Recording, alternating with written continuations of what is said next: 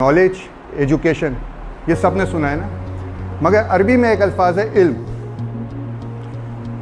یہ تینوں الفاظ اپنی جگہ، اور جو عربی کا الفاظ ہے نا علم، وہ اس ہائٹ پر ہے کہ یہ تینوں الفاظ مل کر اس کے برابر ہو ہی نہیں سکتے ہیں.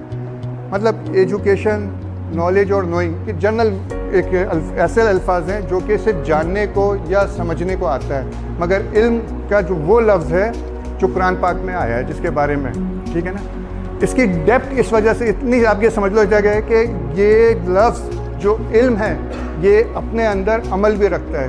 یعنی کہ مطلب آپ کے نالج کے ساتھ، مطلب ظاہری بات الفاظ تو لینا پڑے گا نا اس کو انگلش میں کرنے کے لیے، تو نالج کے ساتھ یہ ایکشن کو بھی لیتا ہے.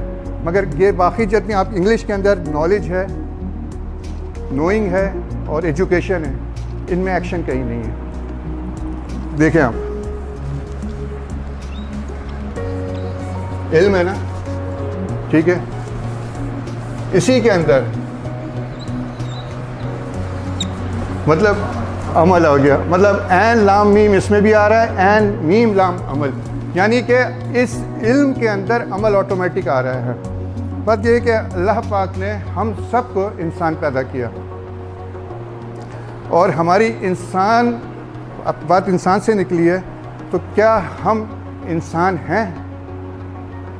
نہیں.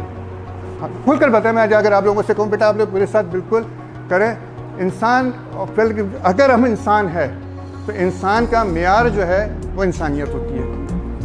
ایسے ہی ہے نا. بات یہ ہے کہ جب ابھی ہم صرف ایک آدمی کی حیثیت سے زندگی گزار رہے ہیں، انسان کی حیثیت سے نہیں، کیونکہ جو چیز اگر کوئی جانور ہے، درندہ ہے، تو اس کی صفات درندگی کی ہے کہ اس کو یہ جو ہے ڈفرینشیٹ نہیں کرے گا.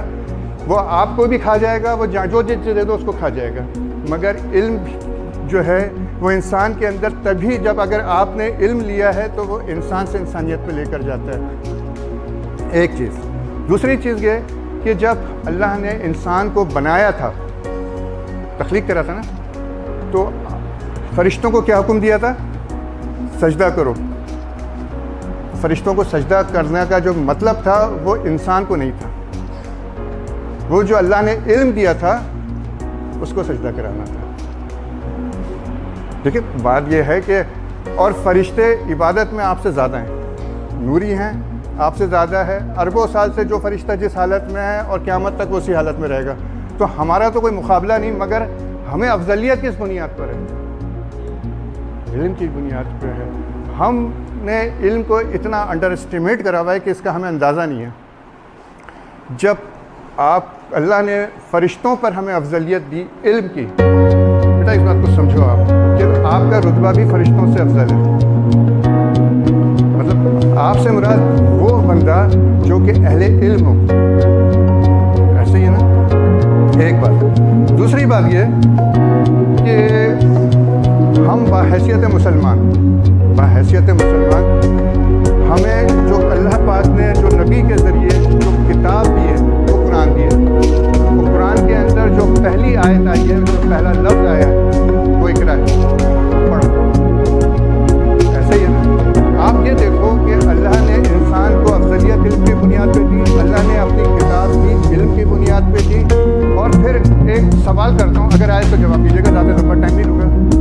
کہ وہ سوال یہ ہے کہ اللہ ابد سے ہے اور ابد تک رہے گا. اللہ نے اپنے بعد کیا چیز بنایا تھا یا تخلیق کری تھی؟ کوئی جانتا ہے؟ چلے زیادہ لمبا ٹائم نہیں ہے اس لیے میں اس کو خود ہی بیان کرتا ہوں. اللہ نے اپنے بعد اگر کوئی شے بنائی تھی تو وہ قلم تھا. ابن کثیر اور ابن خلدون اور اسی طرح مختلف کتابوں میں امام مالک اور امام حنبل نے جو بات بیان کرے، انہوں نے کہا ہے کہ جب کچھ نہیں تھا تو اللہ تھا، اور اللہ کا تخت پانی پہ تھا، اور اللہ نے جو سب سے پہلی چیز بنائی تھی وہ قلم تھی. تو بیٹا ہم جو قلم آپ لوگ ہاتھ میں لے کر بیٹھے ہوئے ہیں، ہم اس کو کس طرح بے توقیری کر رہے ہوتے ہیں، جبکہ اس قلم کے اوپر پوری ایک آیت اتری ہے قرآن پاک میں. ٹھیک ہے. تو اس قلم اور قلم تھا، وہ قلم وہ سورس ہے جو کہ علم حاصل کرنے کا. تو کہنے کا مطلب یہ ہے کہ علم سے ریلیٹڈ جتنی چیزیں ہیں کتنی اہمیت کے حامل ہے۔ اور قلم اللہ نے بنایا اور وہ جو کچھ اللہ نے کہا حکم کیا قلم کو لکھ دے، تمام چیزیں